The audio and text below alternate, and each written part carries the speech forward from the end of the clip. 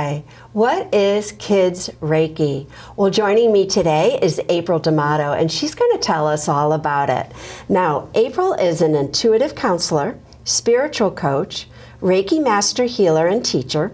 She's also the author of the book, Shine Your Light, A Kid's Guide to Reiki Healing.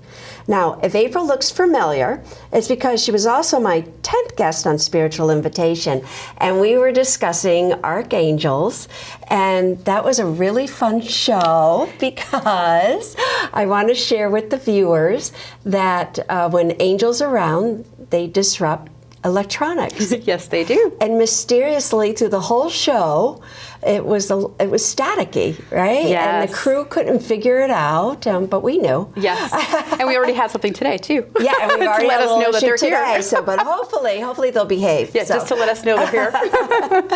All right, so let's dig right in. Tell us about your spiritual journey. So I started my journey, I think, when I was a kid, I was very intuitive anyway, but then as you grow up, you start to like fit into society. So I kind of downplayed it, didn't really pay attention to it, and really shut off a lot or closed off a lot of my gifts. And then I started working in politics and government, and I had everything that wasn't going to kill me, but was going to make me miserable the rest of my life. So I didn't know what to do, and I had a voice come over me in my late 20s, early 30s say, if you don't change your life now, you won't live to be past 40. Oh, wow. And I heard that, I took it, I believed it, and I owned it. And immediately I started changing everything. I went to different healers, different doctors, and I went all alternative. And I heard about Reiki, and I was like, oh, if I can heal myself, what does that mean? And so that's actually how I started the journey. Wow, so it did help you. Right? Yeah, it changed everything because I left everything. Politics, Yes. created my own business. Yeah, there you go. Something I never dreamed I'd ever do, actually. Well, now you teach kids Reiki, and you teach the teachers to teach the kids. Yes. So what inspired you to start teaching kids Reiki? Well, I started teaching Reiki in general in 2004, but I started teaching kids in 2007. Okay. And that was because my niece Alicia was about 4 years old when I started to do Reiki on her. And my first experience with a child was with her. I'll never forget, we were sitting at the dinner table. She had finished her snack, the afternoon snack after school. It was or after preschool. And she was sitting at the table and she was having really bad asthma. And they were giving her medicines and stuff, and she still wasn't okay. And so I said, can Auntie put her hands on your head? And she said, yes. So I placed my hands on her head, and I just did a little Reiki, maybe 10 minutes. And I said, do you feel anything? And she said, yes. And I said, where do you feel it? She said, in my heart. And I was like, oh, she said, warmth in my heart. And I just started to cry because kids are so innocent and pure that they know exactly the essence of Reiki is love. And right in her heart is where she felt it, and that's where she needed it. So that just was like, wow. So I started working with kids, but then I'm like, you know what if I had this when I was a child? I was extremely intuitive. No one knew what to do with me. And I thought, well, if I had this as a child, my life would have been a lot different. Granted, I needed to be on this journey to get here. Right. But I would have had tools along the way that I didn't have. But you can relate to Yes, children and say, all right, so it didn't happen for me, but I want to help other children. And what's interesting about that is with kids, when I was growing up, mine was health issues. I'm very empathic, so I would absorb everybody's pain, everybody's stuff. For example, I remember being a child with really bad sore throats, went to the doctor, guaranteed my parents I had strep throat. I had pus pockets, everything on my throat. Well, he did the culture, came back negative. Yes. I didn't actually have it. Yes. I was absorbing everyone else's stuff. Yeah. So in today's world, you notice children with ADHD, ADD, Asperger's, on the spectrum, all those things. Are they really having all of those things, or are they just having an allergy to their environment? Yes. Are they just empathic? Are they just picking it up? And this is one of the reasons why I got into this work, is because I was fascinated with energy, and I'm empathic as well. Yes. So I get that. Yes. I get how overwhelming that can be. Now, why teach kids Reiki when you can just give it to them? Well, teaching kids Reiki, I think, giving them Reiki is wonderful. It works, it's beautiful, but it actually could become a tool for themselves that they can use on themselves. Because you can do Reiki on yourselves, children can learn how to self-soothe when they're in a bad situation, bad emotions. And for example, a lot of kids have anxiety in school today. A lot of kids have fear about going into school, fear about speaking in front of people. And so if they had a way of just calming themselves and learning to bring their hands into their heart and just bring some light into them, that would relax them and calm them for going forward. And it wouldn't be reaching for medication. It wouldn't be reaching for self-destructive behaviors or different patternings that they've learned over the years. They'd actually have a new tool to put in their little toolbox. All right, so you're teaching them. Well, why don't you walk us through a class? Because I'm fascinated how you would teach children. I mean, is it all day? Do you take lots of breaks? Well, it was trial and error at the beginning. Sure. My very first class, I have to share with you this story because it's kind of funny. My very first class, I had 4 students signed up, and I think they were around, I teach ages from like 4 to about 17 kids. That's what I think of. But I don't not in all one class. It's usually age appropriate. Sure. But I think my first class I had 4 10 to 12-year-olds. And one kid, he was bouncing off the walls, and I was like, oh my God, I don't know what I'm going to do. So I went into the bathroom. Before the parents left, I said, I'm just going to go use the bathroom. And I made the class, I think, 3 hours. And it was 3 hours over a period of weeks, just to give them this different training. Because I don't just teach the Reiki. So I went into the bathroom, and I looked in the mirror, and I was like, what am I thinking? Can I do this? Because he was bouncing off the walls. And I went back in, and honestly, it turned to be a completely different class. And after I did the class, he was completely different. He was calm, he was balanced. He said to me, I feel like my feet are glued to the earth. And I said, because they're supposed to be. He was grounded. And even his parents. He was grounded. Yes. This simple idea of the purpose of things like meditation, and, to get grounded. Oh, and his parents said to me, what did you do to my child? He's Yeah, completely different. And they're like, we love it. That's nice. That's nice. So you obviously call in wonderful spiritual help to help you with this, with the help with the classes, and then so what do you do? Like you start explaining Reiki to them, or no? Actually, we don't even begin the Reiki conversation until we do some other tools. So we do some sound, we do some movement at the beginning of class. Kids love to make noise, but also to shake off all the ick that they're coming to class with. So we do some movement, we do some sound. Sometimes we do chanting. Yeah. We do toning. They love to yell and scream, so that's always a good thing. And I actually enjoy it too. Yeah. So we do all of that, and then we start to do some simple exercises about feeling energy. What is energy? So we talk a little bit about that. And then I do it over, so like I said, younger kids, we do smaller classes, and we do longer periods of time. So it could be an 8-week program. For the older kids, it could be in one day if they're like teenagers. But if they're a little bit in between, we do, based on the kids, I kind of see what's going on. Sometimes a 2.5-hour class a few times a month would actually be ideal. Because I try to cover a bunch of things, not just the Reiki, because the reality is to get them there, they have to learn to quiet their mind. And I have to teach them how to breathe. So we do some exercises with breathing. We do some exercises with creating things. So we do a lot of creativity. We make a pendulum during the class. And we talk about what the pendulum does and how it works. We might plant some seeds and show them what Reiki will do to grow the seeds in the classes. So they're very different based on the class that I'm working with. And the activities I choose are age appropriate. So whereas a younger child might understand just how to feel in their body what's going on. An older child could express themselves a little bit more and tell us a little bit more. So I make sure the exercises are appropriate to them. No, it sounds like you've obviously given it a lot of thought. It sounds wonderful. Now, let's see. Do you actually attune the kids? Because in Reiki, I do. You do. Okay. I do, and that's when that boy, that young man that I was talking about, all of a sudden his feet were glued to the ground. He was like, I feel like I'm glued to the earth. And I'm like, are, because we brought you in your body. So attunement, without the attunement, I don't think the kids would actually be able to bring that back into them, because kids are all over the place bouncing, and depending on what their lives are like, they're not going to be able to hone it in and be anchored and connected. And the attunement, I think, anchors them to the earth more and connects them to themselves more than if they were just learning about Reiki. So when I do the attunement, again, that basis is based on ages, and I talk about that in my book because I want teachers to understand how to teach kids, because you can't just attune a group of like 5-year-olds if they're running around. You need to find a way to take one at a time, and you might need a volunteer to come in and play with the kids. But I usually have an activity set up so they're actually distracted and doing something. I take one at a time and I do an attunement that way. And how do they understand it? How do you explain to them what you're doing? I tell them that I'm just bringing them into their body. And actually, what's funny, you say that to adults, they have no idea. Kids are like, okay. Okay, yeah, I know. Kids get it. They're so open. And they actually get it on a different level. They actually recognize, oh, so you're bringing me more into a calm? Really? Yeah, it's really amazing how kids are. Oh, it must be. Well, and really, it must be. So, so what is it like to teach children versus adults? What do you? Well, I think one thing when I work with adults, I always teach auras in all my classes with adults and children. And everything I'm teaching the kids, I pretty much teach in the adult classes, except I make it tailored towards children. And during an adult class, I'll be like, okay, so look at my aura and what do you see? And adults will say, I think I see lavender. There might be blue, I might see a little yellow.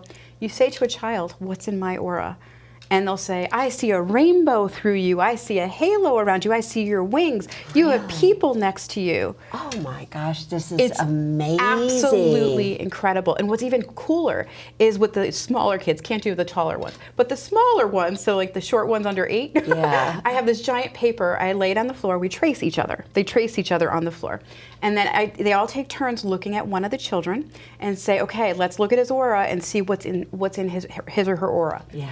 And they will describe it, and then they go draw it on the picture, so the kids get to take it home with them. Oh gosh. And so wow. one child saw a dragon around this Really? other kid and drew this giant dragon around the kid's body. Yeah. I was like, oh my goodness. Yeah, It's so really. incredible, and it makes me feel more alive when I work Right. with kids. Not that I don't feel alive when I do Reiki or work with adults, but it's a different kind of alive. Yeah, but you know, it's clear, it's your calling. You Yeah, they're know? amazing. Yeah, it it's just clear. makes me joyful, and it taps into my inner child. You It can makes me tell. want to dance. Yes. Oh, that's just wonderful. Now, a concern I've always had is that how do you keep it real with them? Like, how do you keep it so grounded in terms of, you know, kids have such wild fantasy, imagination, clearly in tune, Yes. intuitive, and I think connected to spirit very Right. easily. And you know, how do you keep it from they're thinking they've got like superpowers? Do you know what I mean? Like how do you keep it that it is a tool for them and not magic or something like that? You know? Right, you know, and it's funny because I always use the word magical with kids because I think they are just by being who they are. And I always tell them that's their magic. Their superpower is being the best them they could possibly be. And it doesn't mean being perfect. Oh, It yeah. means being the best you possible. For example, in my book, I channeled a specific poem for the kids from my guides when I wrote this book. And I remember it being all about them shining their light. And their shining their light as bright as they can is their gift to the world. That is their superpower. But the way they do that is by being who they are fully. So the way I keep it more grounded is we teach other tools in the class. Like I don't just teach about Reiki. I actually teach them about their feelings. What does it feel like when you're feeling sad? What can you do? And we do it as a group, and we help each other navigate. What tools can we use when we're feeling sad? What tools can we use to remember that we're perfect as we are? And so it's really bringing in real stuff from the world outside into their life because no one's taught that. We don't have an owner manual for being a child. We're not taught. No, we're not taught this. So what do you tell them? I have to ask then to be.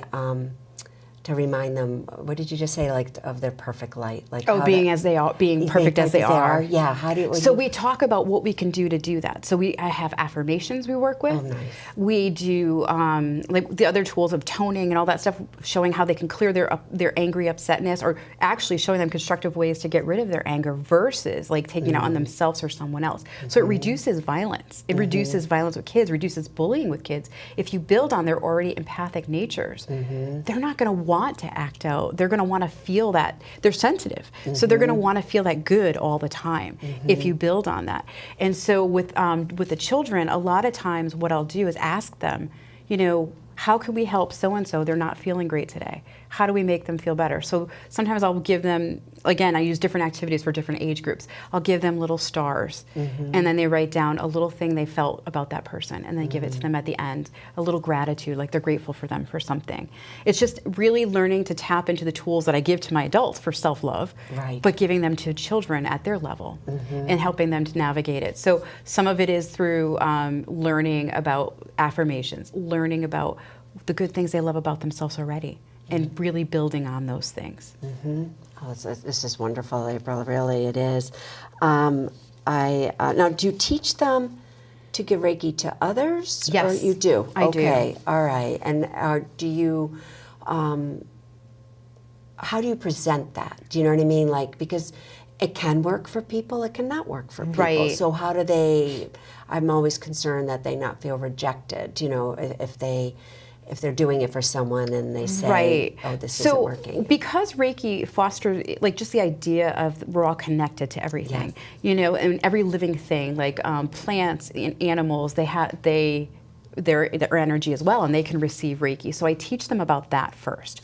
And I let them know that they could do it to the plant. Hence why we have the little planting nice. Yeah. opportunity where they get to see, you know, especially if it's a long-term class, like an 8-week Yes. class, they can do Reiki over it every week to see how it grows faster. Talk to it nicely, teaching them those things as well. And I teach them that they could do that with their pets at home. If they have That's pets, they can work on their pets. If they have their parent, they can work on their parent. It's not going to fix everything because everybody's journey is different. And just as I say to my adults, we don't know what everyone's journey is. We don't. We don't know if they're meant to be fixed from that situation or they're meant to like go through it. But we can offer them support. And this is one way we can offer support. And you're offering them support, you're offering them love, you're saying, I care. Yes. You know, that type of thing. Yeah. So, what are you seeing, or what are the parents reporting as benefits with the kids? They notice the kids are focusing more in school. They have a better concentration. They're sleeping better, less stress. They find a different way of coping with anxiety. They're finding their self-esteem is a little stronger. They have a great self-awareness, and they start to tune into their body more. So they begin to understand it. Like I was talking earlier, we don't have an owner's manual for our bodies.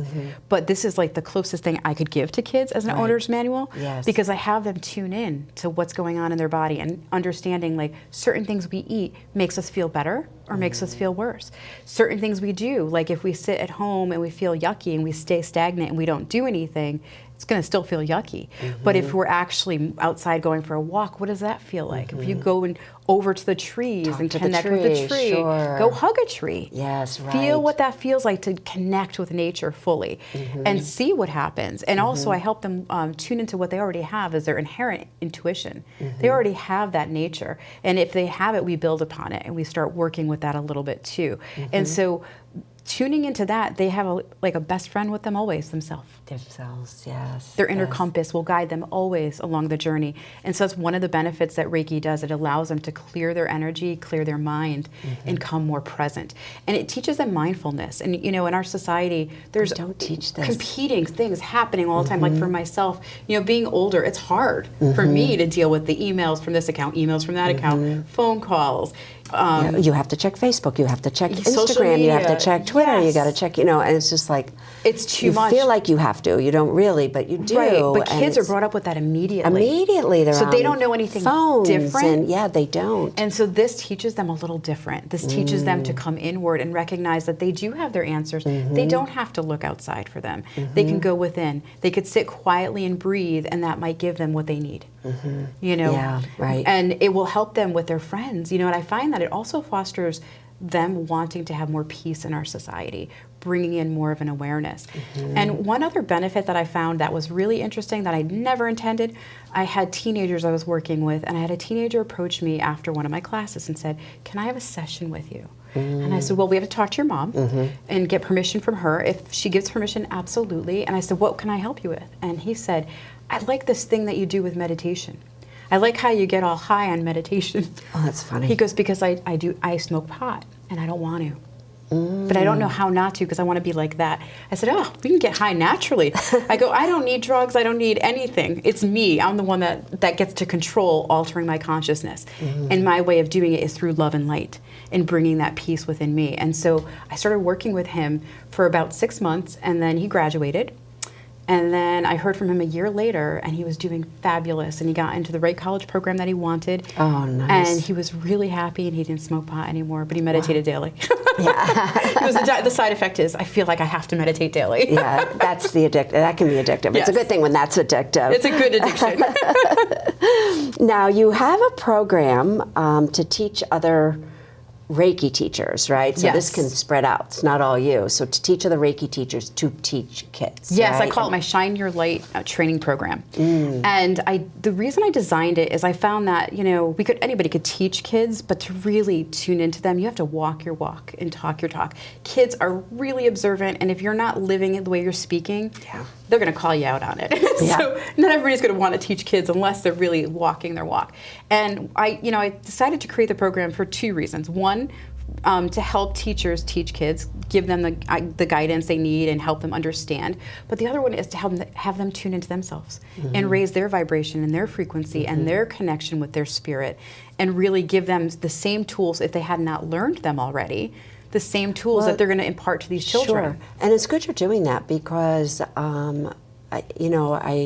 I get concerned that not all programs that teach adults even do that. Right. I know I went through rigorous training in terms of getting in touch with myself and all that kind of thing. Right. And that's just so important whether you're working, especially I think with kids, but even working with adults. Right. If you haven't dealt with your own stuff, It will surface. it will surface, yeah, and it just blocks the flow. When I teach my adult classes, I make sure that they have the same thing. So literally everything that's in my book is exactly taught to adults, except that it's more from an adult perspective than a child perspective. Right. But I have to say that I can see me using my book in the future in my adult classes, because everybody has an inner child that would connect with that and Absolutely. love to be able to color and draw during the classes. I Sure. designed it so it's interactive throughout the entire class.